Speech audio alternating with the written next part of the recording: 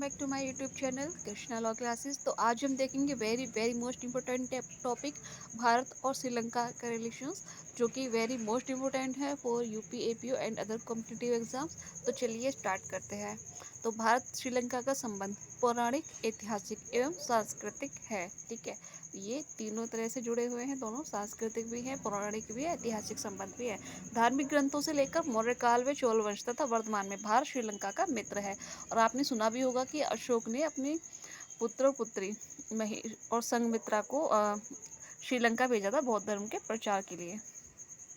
और मौर्य काल में सम्राट ने बौद्ध धर्म के प्रचार के लिए अपने पुत्र महेंद्र पुत्री संघमित्रा को श्रीलंका भेजा था, ये हमने अभी आपको बता ही दिया है। और श्रीलंका के वर्तमान संकट जो हाल ही हम देख ही रहे हैं, वर्तमान में श्रीलंका में आर्थिक व राजनीतिक अस्थिरता उत्पन्न हो गई है, और जिसके बाद सरकार विरोधी प्रदर्शनकारियों ने राष्ट्रपति भवन पर धावा बोल दिया। और 2003 में गृह युद्ध समाप्त होने के बाद से ही श्रीलंका में आर्थिक व राजनीतिक संकट में बादल मंडराने लगे थे। इसके कारण क्या थे? इसके दो कारण थे, आर्थिक व राजनीतिक।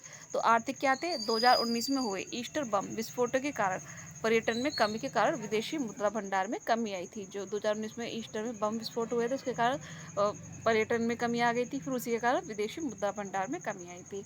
और राजनीतिक थे, वर्तमान में प्रधानमंत्री के इस्तीफे के बाद उत्पन्न राजनीतिक शून्यता इसका राजनीतिक कारण है।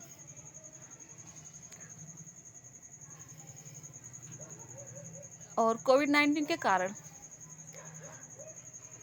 चाय, रबड़ व मसालों के निर्यात में भी कमी आई है। तो चीन के कर्ज जाल में फंसना, जैविक खेती के लिए सभी उर्वरकों की आयात पर पूर्ण प्रतिबंध लगाना, ये सभी इसके आर्थिक कारण हैं।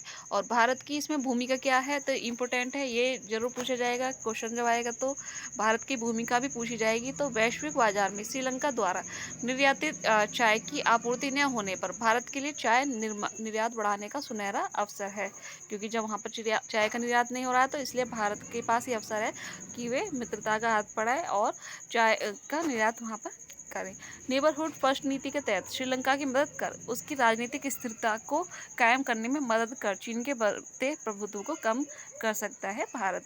अतः श्रीलंका भारत के लिए रणनीतिक रूप से महत्वपूर्ण है, जिसके साथ अच्छे संबंध हिंद महासागर भी चीन के बढ़ते वर्चस्व को कम करने में मदद करेंगे।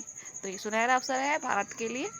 तो ये था आज का हमारा टॉपिक। आई होप आपको वीडियो पसंद आया होगा। अगर वीडियो पसंद आए तो प्लीज़ चैनल को लाइक, सब्सक्राइब एंड शेयर कीजिएगा। Thanks for watching.